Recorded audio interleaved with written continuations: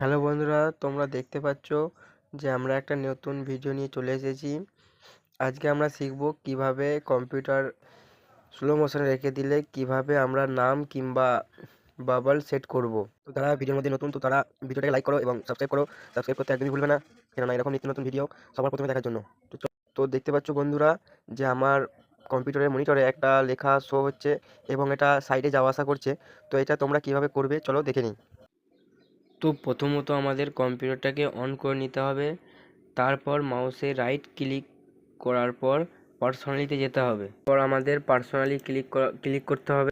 তারপর দেখতে পাবো অনেক লেখা আসছে, ওইখান থেকে আমাদের সামনেই দেখতে পাবো লক স্ক্রিন বলে একটা লেখা আছে, ওইখানের ওপর ক্লিক করতে হবে। তারপর আমাদের একটু নিচে নামানোর পরে স্ক্রিন সেভার বলে একটা অপশান আছে, ওইটাতে ক্লিক করতে হবে। তাহলে আমরা দেখতে পাবো যে একটা ছোট্ট পাড়া মনিটরের মতন, আর সাইডে 3D টেক্সট, সেটিং, প্রাইভেসি এইসব লেখা আছে।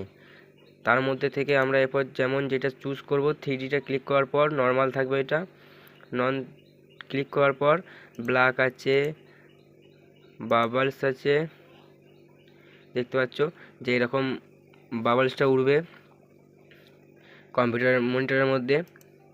তারপরে ফটো আছে, যে কোনো ফটো আপনি রাখতে পারবেন। তারপর দেখতে পাবো রিব্রন্স, অনেক কিছুই আছে এইখানে।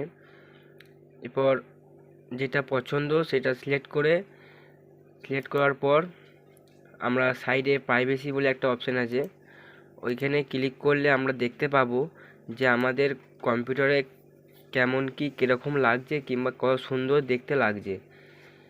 টেপার পর মাউসটা একটু নাড়াচাড়া করলে ওটা অটোমেটিক ইনেবল হয়ে যাবে।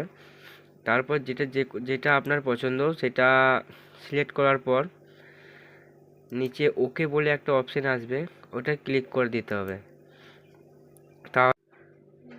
তাহলে আমরা দেখতে পাবো যে আমাদের স্ক্রিন সেভার অন হয়ে গেছে এবং আমরা যখনই কিছু কম্পিউটার একটু রেস্ট দেবো, খানিকক্ষণের মধ্যেই ওই লেখাটা নড়াচড়া করবে।